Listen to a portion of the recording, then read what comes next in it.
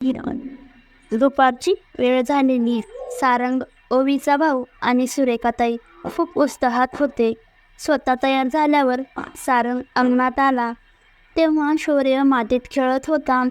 मुंबईला राहिल्यामुळे त्याला दगडधोंडे, माती आणि गावातील प्रत्येक गोष्टीचं खूपच अप्रूप वाटायचं.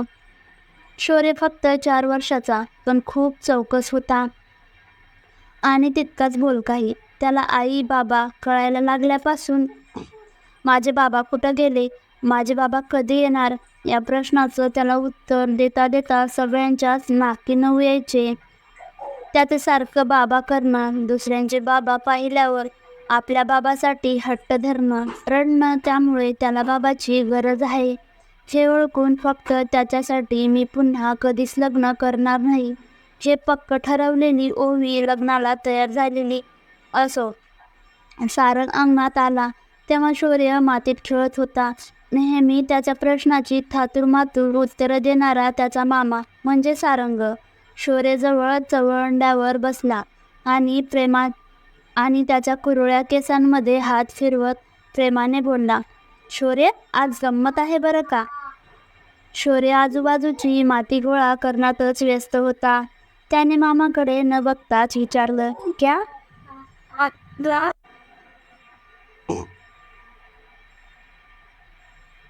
क्या? सारंग हिम्मत करून बोलला, आज तिचा बाबा येणार आहे.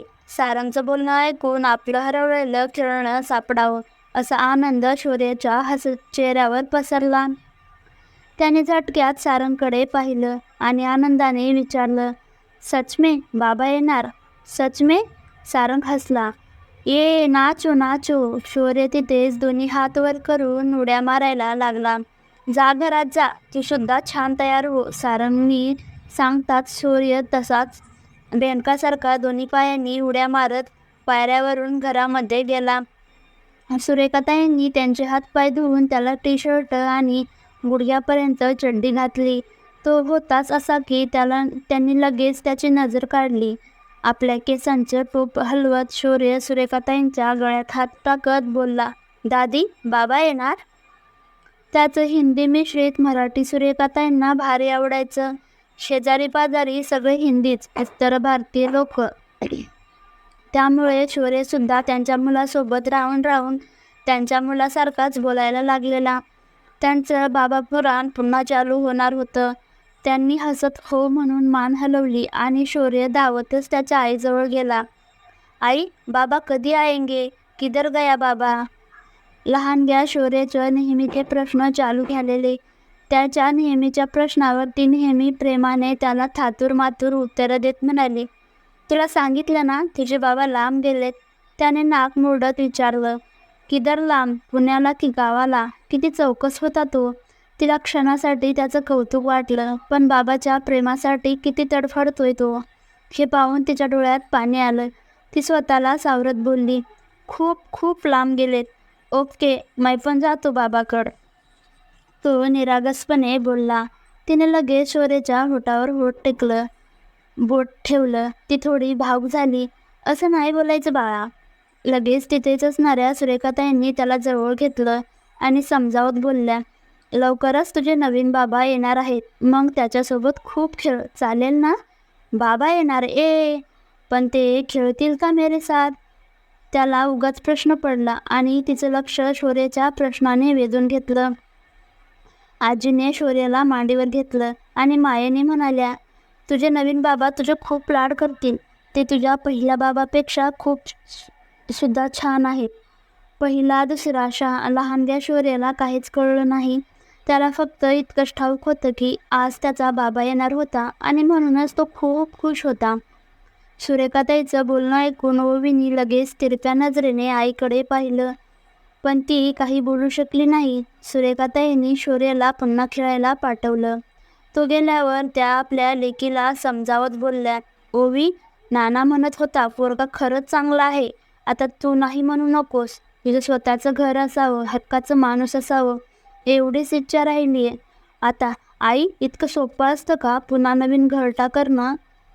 ती भावूक होत बोलली, अगं पक्षीसुद्धा आपलं पहिलं घर तुटल्यावर दुसरं घर करतातच की.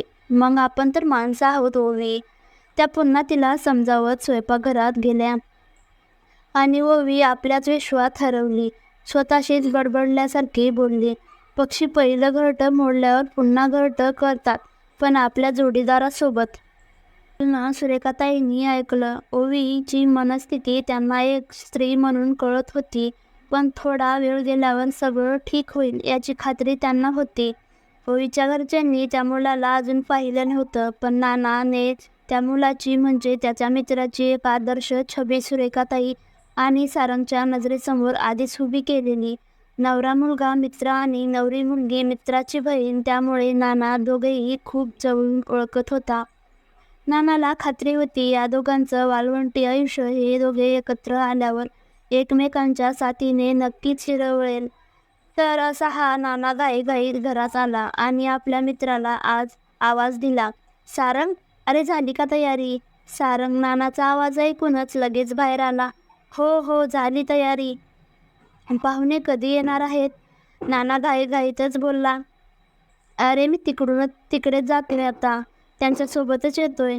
सारंगने नानाला बाजूला बोलावून घेतलं आणि शांतशम मनाने बोलला, नाना, तू माझा खास मित्र. तुझ्यावर विश्वास ठेवून आपल्या ओवीला लग्नाचा विषय मी पुन्हा काढला. तिला सुद्धा तिच्या मनाविरुद्ध तयार केलं. मुलगा खरंच चांगला आहे ना स्वभावाला? तो घेईल ना तिची काळजी? नाहीतर मला माझी बहीण जळ नाही, उगाच आगीतून उठून फोपाट्यात जायला नको. नाना सारंगला समजावत बोलला, अरे वेडा आहेस का सारंग? ओवी तुझी नाही, माझीच बहीण आहे. तिचं चांगलं व्हावं म्हणूनच मी हा लग्नाचा घाट घातलाय ना.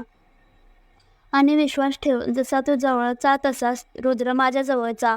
मुलगा विश्वासातला आहे, नको काळजी करू, सगळी जबाबदारी माझी. मग तर झालं. नानाचं बोलणं ऐकून सारंगला धीर आला. थँक्स यार. बरं, देण्याघेण्याचं कसं काय? बोलणी करताना ते सुद्धा मध्ये बोल. नाना लगेच डोक्याला हात ठेवत बोलला, अरे ते तर मी बोललोच नाही त्यांच्यासोबत, पण त्याची काही अपेक्षा नसेल इतकं ओळखतो मी त्यांना, आणि मी आहेच की, मी आजच बोलून घेतो त्यांच्यासोबत. सारंग नानाला समजावत बोलला, तेच सगळ्यात महत्त्वाचं नाना. देण्याघेण्यावरून ठरलेली लग्न मोडतात. माझी बाजू तुला माहिती आहे. खाऊन पिऊन सुखी आम्ही. माझी बायका, पोरं, आई, ओवी आणि शोरे सगळ्यांची जबाबदारी माझ्यावर. त्यामुळे बॅलन्स तितकासा नाही. हा, पण ओवीचं लग्न मी माझ्या परीने लावून देऊ शकतो. तिला आनंद म्हणून जे द्यायचे ते देऊ शकतो, पण गरजेपेक्षा मोठी झेप मला झेपणार नाही.